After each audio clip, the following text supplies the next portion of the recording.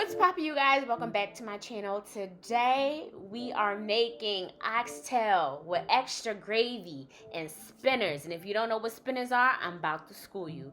Let's get into it.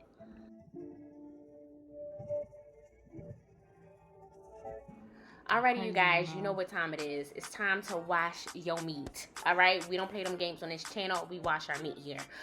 I'm using warm water and white vinegar to wash my oxtail. What you want to do when you wash it, you want to remove as much excess blood as you can. All right, this is not steak. You're not cooking this medium well, medium rare. They're well done. You don't want any extra residual coagulated blood anywhere in your oxtail, so wash it. All right. Also, what I love about my oxtail recipe is that I use fresh vegetables. Well, tomato is technically a fruit, but as you can see, we have some beautiful vegetables here, full of color. Our seasonings are going to be dark soy sauce, regular soy sauce, black pepper, adobo, garlic powder, Creole seasoning, onion powder, granulated onion, smoked pap, aka smoked paprika, and also some pimento berries. All right, so now we're just gonna get in and start seasoning our oxtail after you drain your water from that oxtail. You start seasoning it with everything that I just named. All right, now seasoning wise, this is up to your flavor profile. This is just the guide. My cooking videos are just the guide. I have been seeing y'all in my DMs talk about, why don't you put the recipe measurements in it? Girl, that's a long time. That took a long time.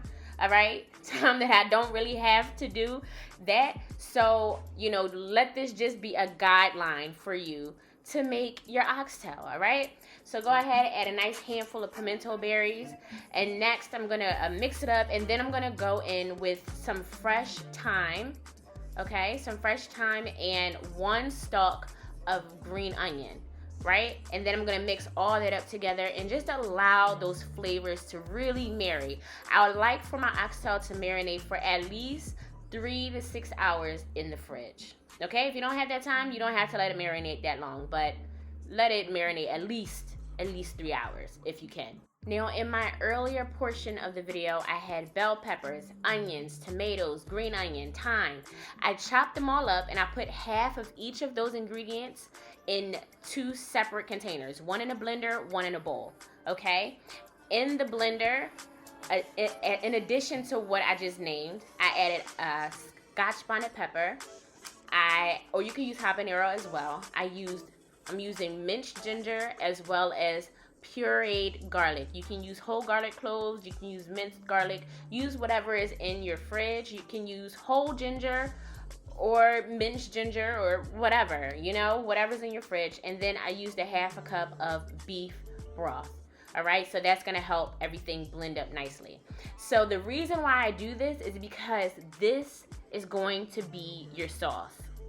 Yes, that vegetable puree is going to break down and make the most delicious gravy for your oxtail. So don't skip out on this part. While I'm doing that, I'm allowing my oxtail to brown in the pot. You brown your oxtail, it also brings out flavor. It keeps the oxtail whole. You don't want this to be fall apart tender, or else it's going to be beef stew. We're not making beef stew, we're making oxtail. So you want your oxtail to be tender, but you don't want it to be fall apart tender. Okay, and that's why you brown it. And also it gives it some really beautiful color. Okay, so also I just showed you we're using brown sugar and dark soy sauce, and I'll show you why in a minute. But really take your time and don't skip this step either of browning your oxtail, because a lot of times when meat just stews, it takes on kind of like this bland grayish brown color. It's not a really desirable look at all. So definitely make sure you don't skip out on browning your oxtail, and you want to do this over a high heat. All right, make sure your ventilation is on, make sure you have a window open. But as you can see, there's smoke coming from my pan, and that's because you want to brown these on a high heat. All right, you're not burning them. As you can see, my oxtail don't come out burnt, but they come out a beautiful brown color, and that's what you want. Okay, and so just take your time and do your thing with that. Also, you do not want to get rid of any seasoning from that seasoning bowl that you had your oxtail in, all right? We're going to be using that. We're layering on the flavor. So don't get rid of that. Just put it to the side until it's time to add it.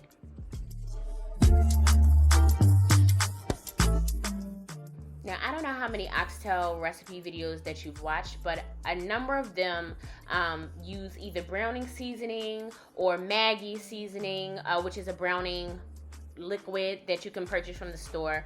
I personally like to make my own browning liquid, and I do that using brown sugar and dark soy sauce.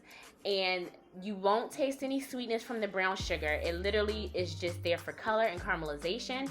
And then the dark soy sauce brings in a deep umami flavor that is phenomenal, all right? And you just want to cook it over a high heat until everything in the pot caramelizes, just like what you see here, all right? You don't want it to be super thick like a gravy, but you do want to be able to kind of like swipe your spoon through it and it not collapse really quickly. It shouldn't be super liquidy, all right? So again, it's not black. You want a dark brown amber coloring. And once you achieve that, you add your oxtail back into the pot, because now it's time to start stewing it down, all right? Stew it down.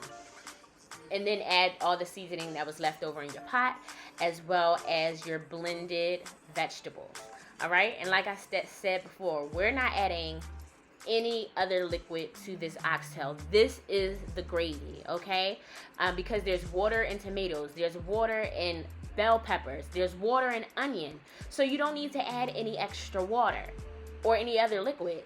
This will reduce enough to leave you with beautiful liquid, okay? So we're gonna go ahead and put the top on, let that cook for about 30 minutes until it starts to boil.